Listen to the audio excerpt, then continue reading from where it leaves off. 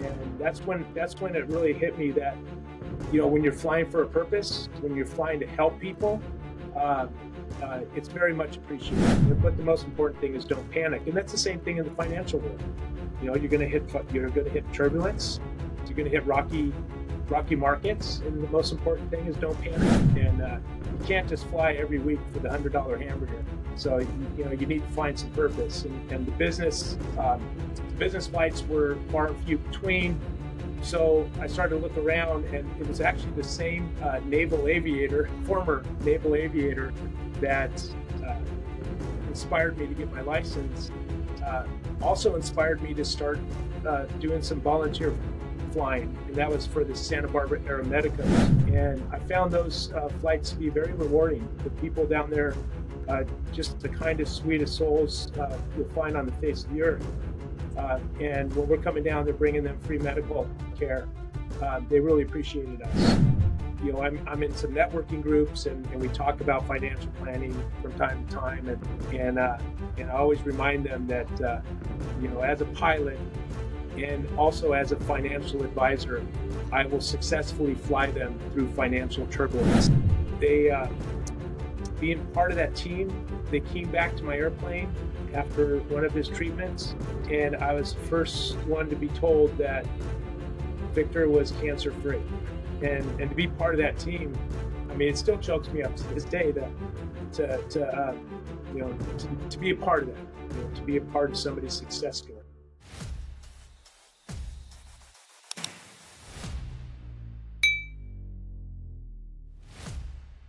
How do you handle turbulent times in your life? That turbulence can be financial, it can be relational, it could be while you're flying. At some point in our life, all of us are going to face some turbulence. If you are facing turbulence financially or in life in general, then you'll want to stick around for this episode with Jeff Moorhouse. Jeff is a certified financial planner, and he's a pilot with Angel Flight West.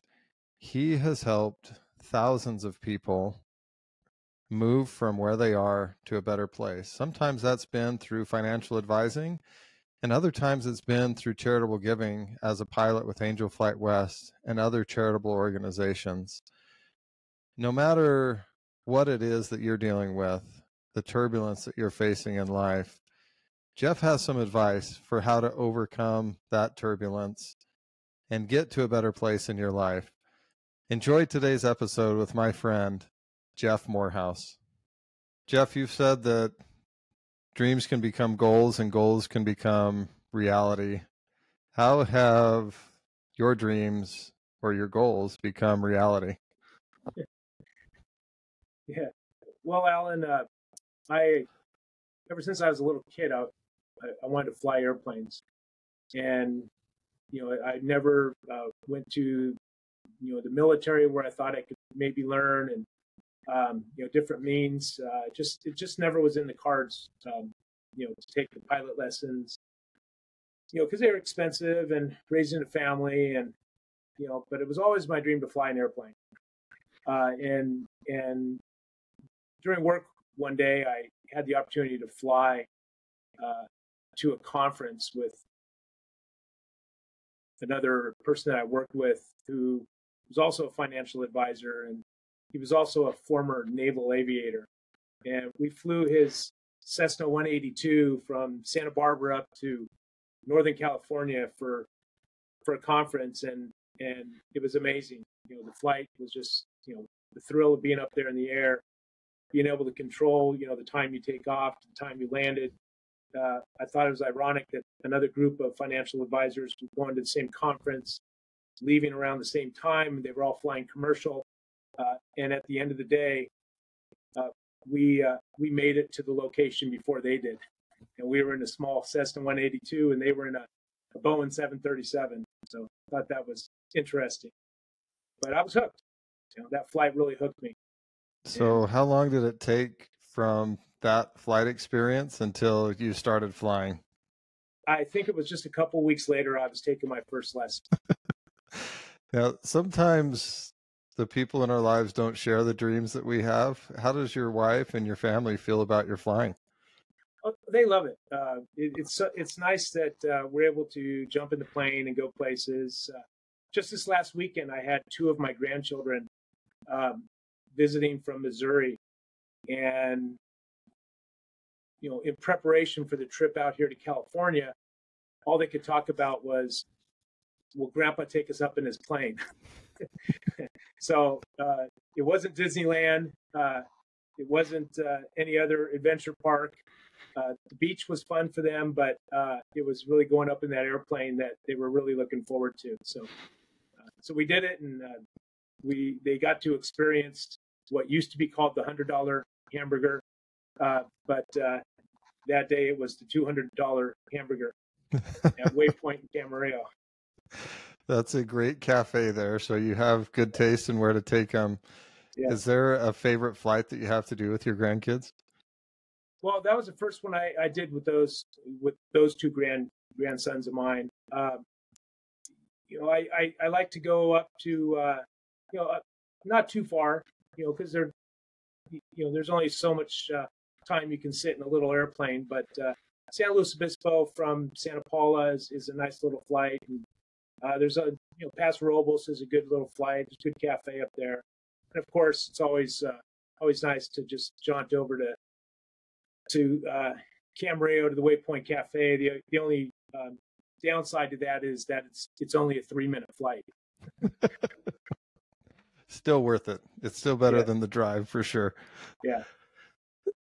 Jeff, as I've gotten to know you, I've been really impressed with the number of ways that you participate in your community, the ways that you give back. I know that there's a component to that in aviation also.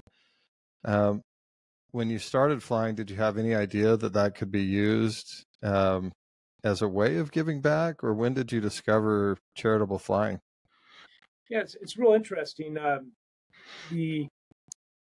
When I started to fly, I attended a lot of different events, different conferences, financial conferences, and also I was an elected director for a special district, and I served on some state boards, and so I was finding myself going to Sacramento often, for legislative issues. I was, conferences down in San Diego. Every now and then there would be a conference in Las Vegas, and I really didn't like the Vegas conferences, but because I'm not a gambler. But yeah, go to Vegas, and it became apparent that it was so much easier to be able to jump in my plane and fly there. And in some circumstances, I would go to Sacramento and be back home that night instead. Instead of having to drive there, spend the night, go to a meeting all day, and because the meetings last late, you'd have to spend another night, then drive home. So, being able to fly places for business really made a lot of sense. But I did a lot of training. I got my private certificate, and a few months later, I started the instrument training, and I flew a lot. Obviously to get those different ratings. And after I got those ratings, I was finding myself needing to fly for a reason, and you can't just fly every week for the $100 hamburger. So, you need to find some purpose, and the business flights were far and few between. So I started to look around, and it was actually the same former naval aviator that inspired me to get my license, also inspired me to start doing some volunteer flying, and that was for the Santa Barbara Aeromedicos. And this is a group of pilots that takes doctors and nurses, EMTs, and translators down to Baja, California, once a month for medical clinics that are provided free of charge to the residents down in Baja. And I found those flights to be very rewarding. The people down there, just the kindest, sweetest souls you'll find on the face of the earth. And when we're coming down, they're bringing them free medical care. They really appreciated us, and that's when it really hit me that when you're flying for a purpose, when you're flying to help people, it's very much appreciated. And it was during the time there were some hurricanes that hit Baja pretty hard and wiped out some of the airports that we utilized down there, and we weren't able to do the flights as often as we wanted to. And that's when I started looking around. How else could I do charitable flying like that was as rewarding as flying for Santa Barbara Aeromedicos? And that's when I discovered Angel Flight West. And it was my first flight for Angel Flight West. I was hooked. I mean, very rewarding. What do you remember about that first flight, Jeff, that got you hooked? The amount of appreciation, you realize that you become part of a team. I realized that this person wouldn't be going to their appointment if it wasn't for being flown there in a small little airplane. They had no financial means of getting there. And had it not been for what Angel Flight was offering, they would not have been receiving their medical treatment. And to know that the doctors that were taking care of the patient knew about Angel Flight West, knew that they were being brought there by Angel Flight West, and the appreciation that we get from the medical staff, and from just everybody that's involved in the care of a patient going through particularly cancer treatment, is it's hard to describe how good it feels to be part of that team. How many people do you estimate that you've been able to help over really what's been a long career of flying with Angel Flight West and other charitable organizations? I've never really sat down and added it up. I'm not keeping a record as per se of how many flights I do, but it's probably averaged a couple flights a month, 1 to 2 flights a month over the years, and since getting involved with Angel Flight West, I became I got what's called a promotion and a raise. I went from being a non-paid volunteer pilot to non-paid Southern California wing leader. So my pay went from 0 to 0, doubled my pay. But I did that because of how much I believe in the organization, and how much I want to see.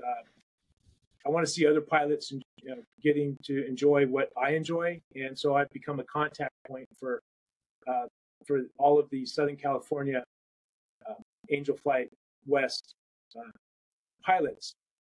Where if they've got questions, concerns, I'm a phone call away, and so I can't tell. I have countless pilots that I've helped navigate through the process of, how do you schedule a plane?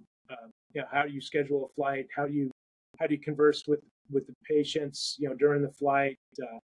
How do you, report afterwards? And just being involved. If I'm not flying, I'm at least talking to other pilots that are doing the flights.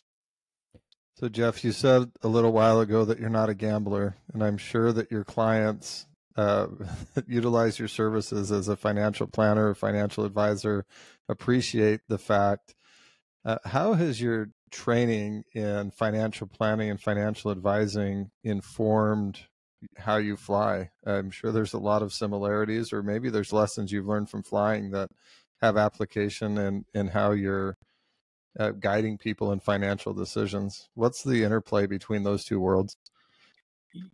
That's a great question, and it's one that I never really had thought about. But when you put it all together, they are similar.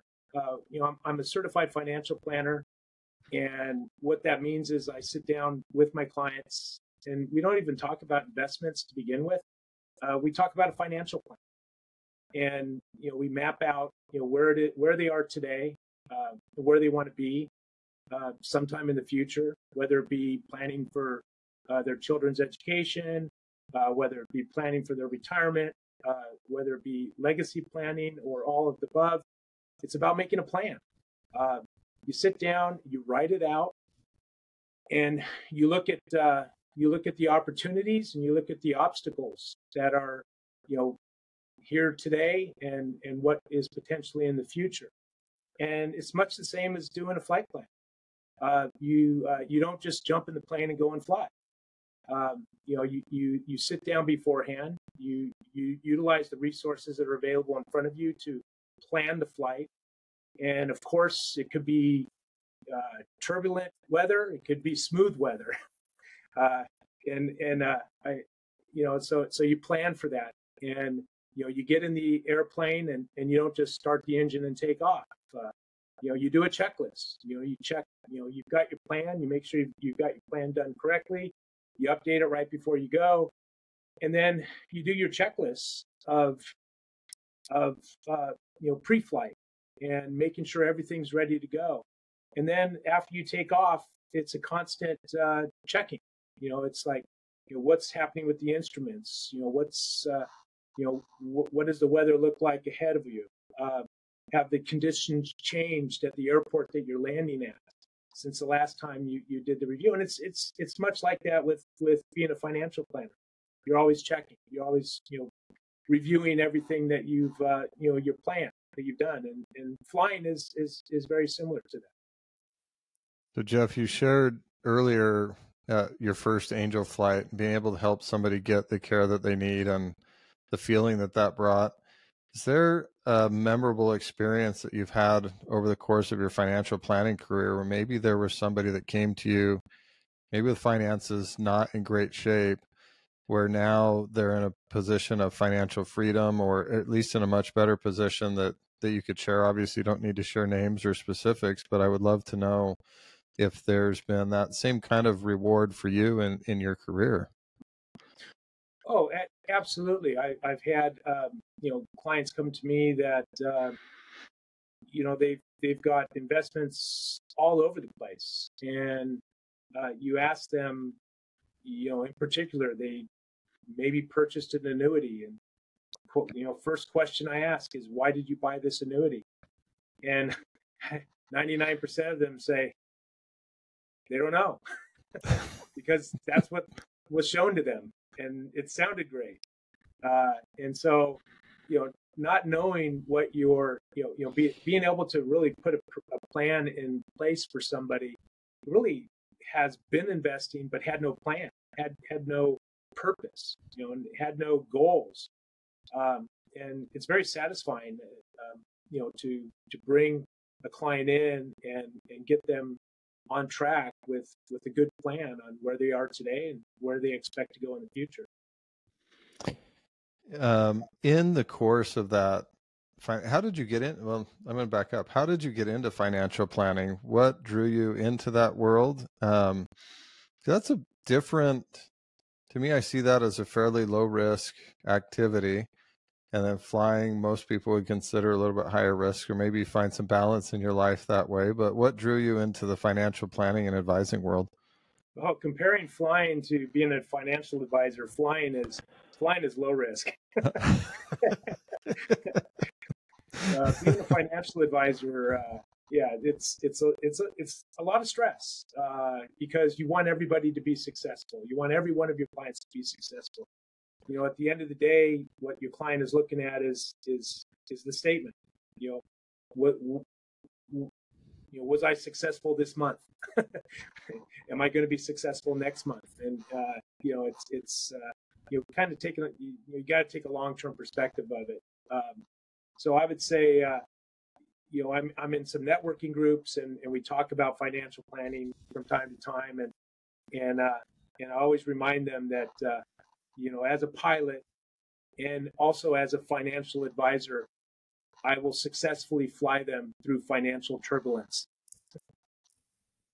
Jeff, I know that's always the goal, but sometimes flights and financial plans don't go the way that we planned. Have there been experiences either in the air or turbulent financial times where maybe all didn't go as planned and you had to work through your emergency checklist? And what did that look like in both cases? Yeah, I've actually had a couple of experiences that were interesting. and both of them involved the engine deciding not to run anymore. And it's important to remember that when an engine fails, the plane doesn't fall out of the sky. It just becomes a glider. And when I'm taking clients or friends with me flying, I always do a pre-flight, and I always explain to them emergency procedures. And I've always explained, in the event that an engine, if I did have an engine issue, that there are multiple areas where I can land the plane. And so not to worry, and go through the emergency procedures. I know one time coming into Mammoth on a flight, a beautiful flight, one of the most beautiful flights I've ever had, coming over through the Yosemite Valley. It was just beautiful. By myself on this trip, heading up there to meet some friends that were up there fishing. It was opening season for trout up in the Eastern Sierra. And on final approach into Mammoth, my engine, the props just kind of went stop.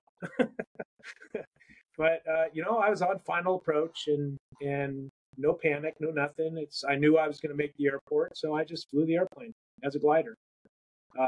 Came in, and I think that's part of the training that I've received, and that is, I've done a lot of engine out failure practices with my instructors, and so I knew what to do. So, but the most important thing is don't panic, and that's the same thing in the financial world. You're going to hit turbulence, you're going to hit rocky markets, and the most important thing is don't panic. Reassess, assess the situation, and if there's time to react. If there's not time to react, just do what your training has told you to do.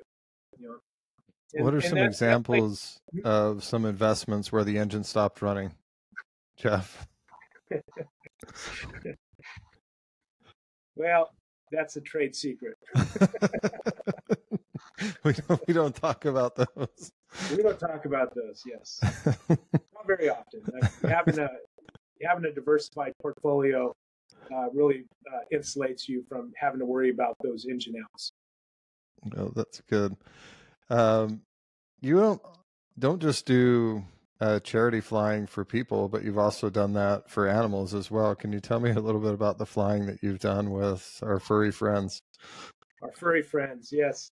Well, we all remember COVID, and when you have nearly 2,000 pilots in 13 Western states for Angel Flight West, when they're told that everything's practically coming to a stop, pilots obviously get frustrated because pilots like to fly.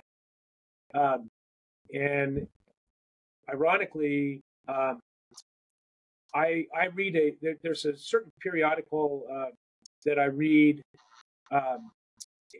and once a year they come out with top nonprofits, and every time it comes out, I go through it, and what I'm looking for is, how can Angel Flight West work with this group?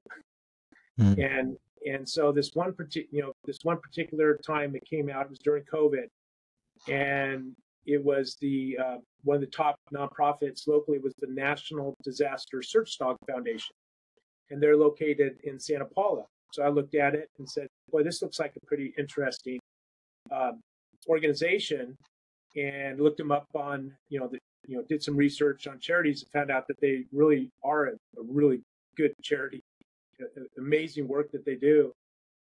And so I circled the CEO's name. It was a Friday afternoon. I circled his name, and George Haynes, and I said, I'm going to call George when I get some time next week.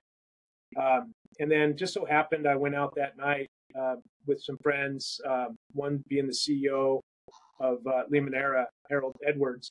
And we're walking down to his boat down Channel Islands, and he says to me, he goes, that Angel Flight West thing that you do, I don't know if you guys ever fly dogs, but there's this guy I want you to meet. His name's George Haynes. Oh, wow. I mean, how ironic.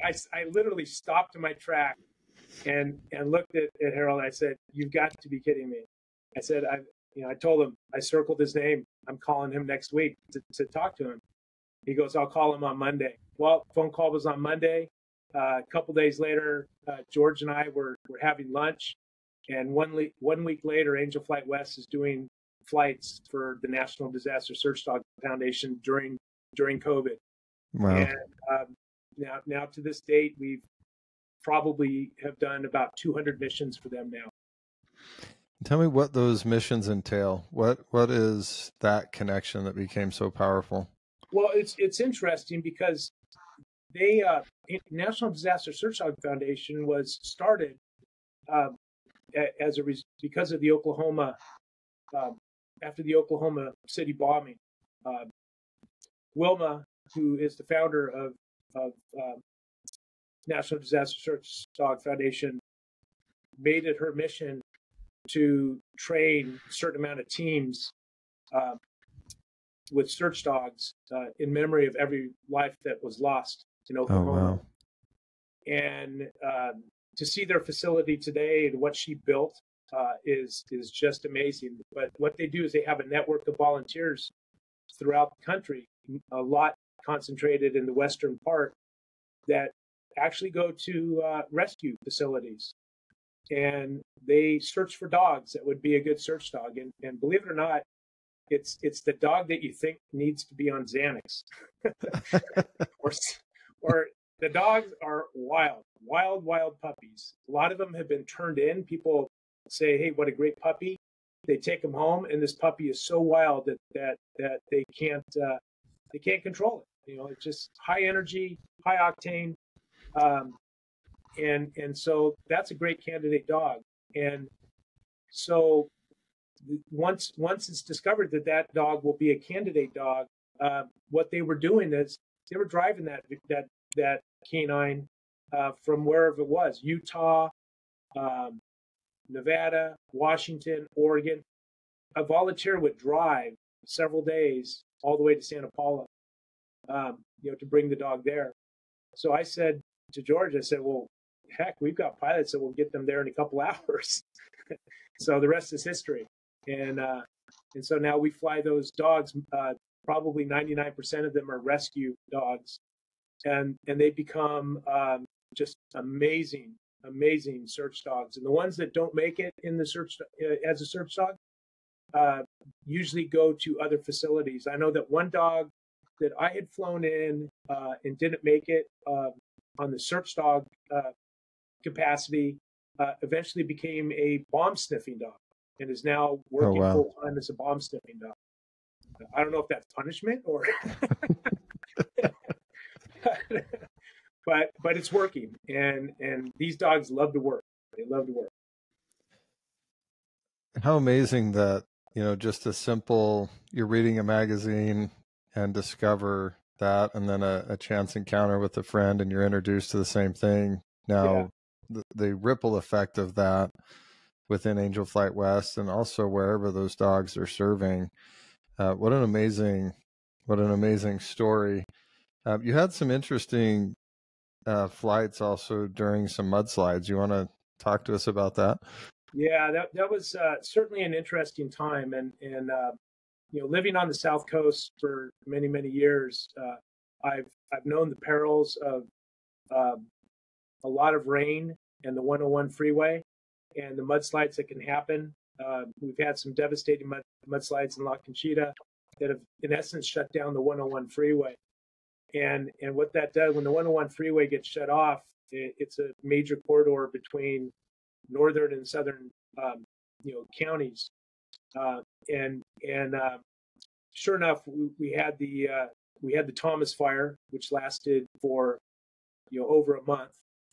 And I actually did a flight for a cinematographer who was covering the fires, and we had flown. I flew him along the perimeter of the fire, and as we're going over Montecito, we're looking down, and he's filming.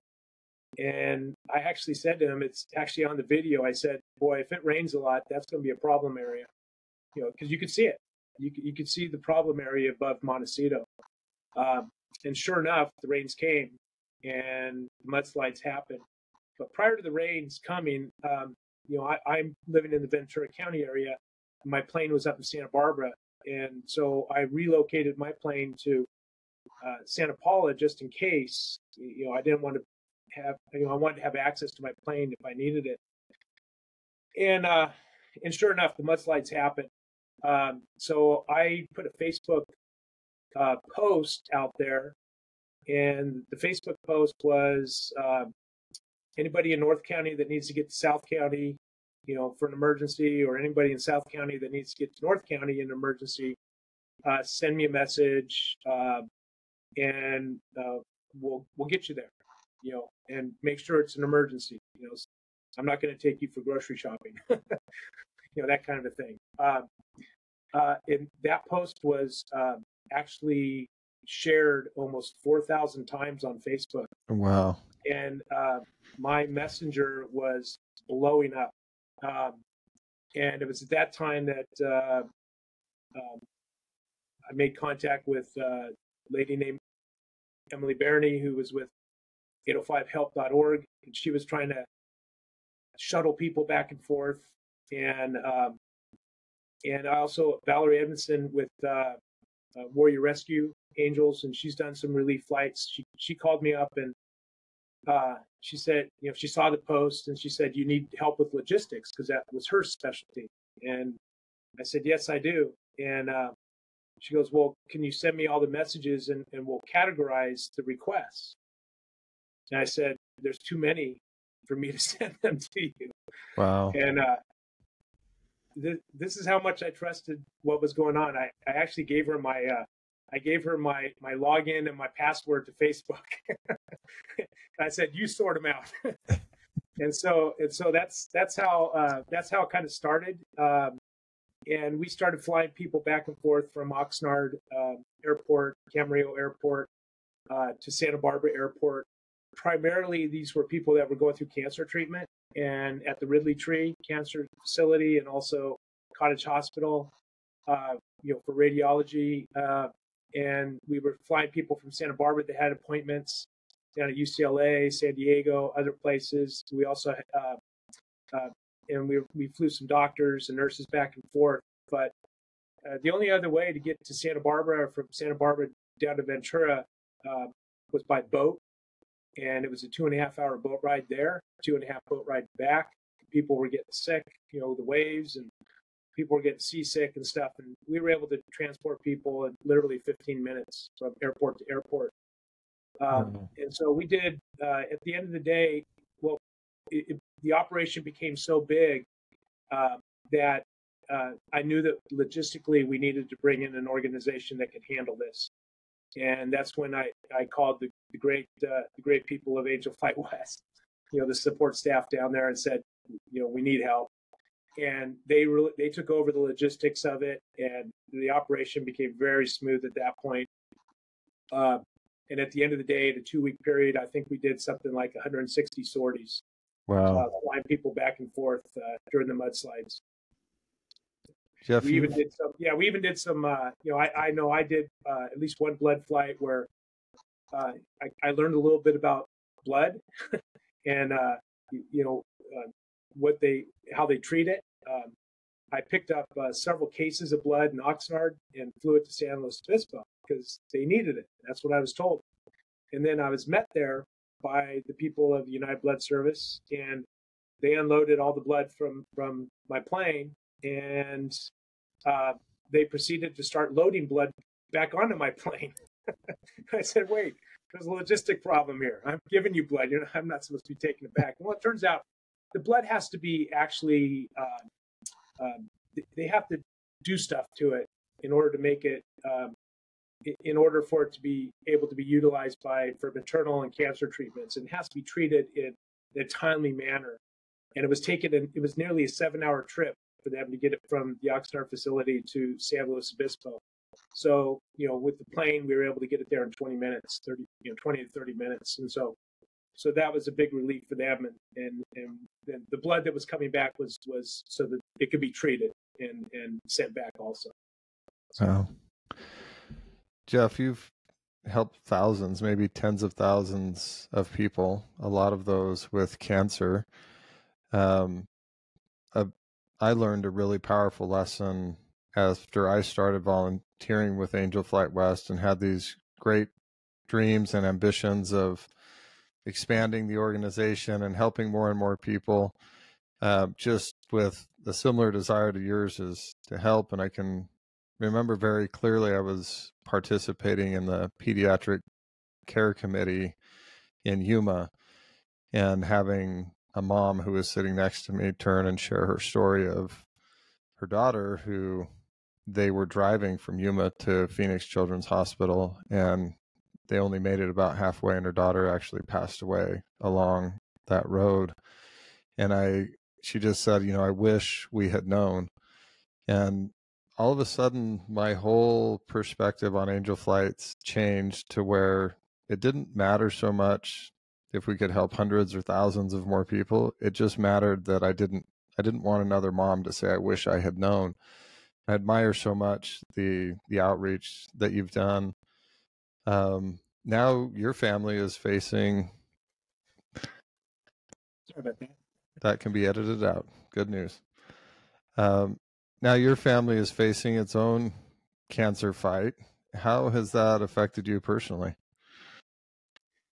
Yeah, my mom was recently diagnosed with a tumor on her lung, and but she's a coach. She's a retired coach, women's physical education teacher, and never give up attitude. And so, we went to the treatments with her. Luckily, the treatments were local, so she didn't need to go fly with me. But she showed the doctors of her spirit to compete. And they said, well, normally on an 83-year-old, we would not be, doing surgery, but we see you've got the fight in you. So they did it. And they removed the tumor, and now she's on medication, for the next couple of years to hopefully keep it in check. What was removed hopefully doesn't come back, and hopefully this treatment, which was for this pill that was recently approved by the FDA, will work and do its job. And again, she's getting treatment at Ridley Tree Cancer Center in Santa Barbara, which is just a phenomenal facility. She's got some of the best doctors working for her, and and she's so proud to every time she goes to go see her doctor or go for treatment that she wears her Angel Flight West vest that I gave her. You've got a marketing recruit there going for us. She's doing the marketing for me now. That's fantastic. Did that diagnosis scare you? Oh yeah, I mean, getting the cancer diagnosis is for anybody, for friends, relatives, even people you just don't know. It's not a nice diagnosis to have. We've had too many friends and family, get it, and they're not with us today because of it. And you talked about the little girl that passed away on the way to treatment, and that's probably the hardest thing to deal with is knowing the people that were in your airplane, that you were part of their team, taking them back and forth, and they're no longer with us, because it finally caught up to them, and they weren't able to fight it anymore. Probably one of the most rewarding times that I've had flying is with this couple that I flew a lot up to, from Santa Barbara up to Stanford. We fly into Palo Alto, then they get a car ride to Stanford, and flew them several times back and forth. And they, being part of that team, they came back to my airplane after one of his treatments, and I was the first one to be told that Victor was cancer-free. And to be part of that team, I mean, it still chokes me up to this day to to be a part of that, to be a part of somebody's success story. And it that certainly makes up. It doesn't replace, but it certainly makes up for the times where you get the phone call that person's not flying with you anymore because they didn't make it. So, like you, I've participated in both of those experiences, and in fact, the first flight that I ever did was a young man who had cancer, and I didn't know it. It was my first angel flight, but they were flying to find out if they could continue treatment or not. Mm-hmm. And they told me that after we were in the air, and I was doing their return flight home. And I didn't know I didn't want to ask, what did you find out? And they didn't share. And I wondered, and it was actually at the gala in LA where somebody tapped me on the shoulder. I turned around and he said, "Do you remember me?" And he was cancer free. Yeah. And, I tell people that it's difficult for me to have a bad day because I know what a bad day looks like. I know what it's like to have somebody in the plane that isn't winning that battle. And I also know what winning feels like because you have those experiences where you get to connect with someone who just got the best news of their life, that this monster disease that they're fighting is in remission or that they've conquered it. And I sure hope that is the news that's coming to your family and with your mom, that she'll be victorious in that battle. Jeff, I sure appreciate your willingness to share some of your experiences and your time with me. I consider you a mentor and a friend in Angel Flight West. I'm just grateful that we got to share some of our experiences today on the podcast. My dad taught me throughout his life. He would say, "Alan, remember the little things." Yeah, whether it's in finance or in flying, Jeff, what are the little things that you think are most important to having a happy, successful, productive life? Well, certainly, family is so important, and seeing the joy of your family, that is. Creating new kids and seeing those kids grow up and just the continuation of life and seeing that is certainly something to cherish. I love being around family, love being around friends, and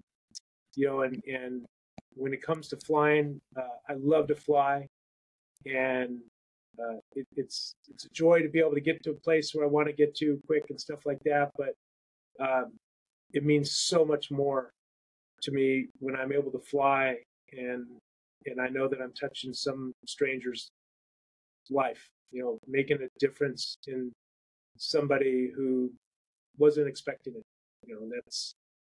That's to me, that's probably the greatest joy of flying is just being able to help somebody else with something, with a skill that God gave me, not everybody can fly. Not everybody knows how to fly. Not everybody wants to fly. They're either scared of it, they don't have the resources to do it,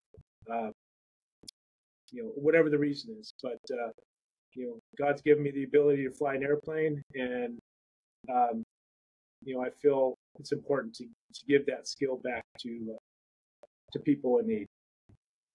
Jeff, thanks for what you do. If somebody needs a financial pilot to help them navigate the turbulent skies of the economy or their financial situation, how can we connect people with you? Well, I do have a website, Moorhouse Financial, and it's MOORHOUSE. So I have a website. My back office is Raymond James Financial Services. You can find me through that way, but I am an independent financial advisor. I'm located in the Ventura Harbor Village in Ventura, California. Just reach out. You can contact me at 805-684-2245, or like I said, go to to my website and send me a message. Perfect. Jeff, thanks again for your time today. It's been fun to have you on the Plane Success podcast.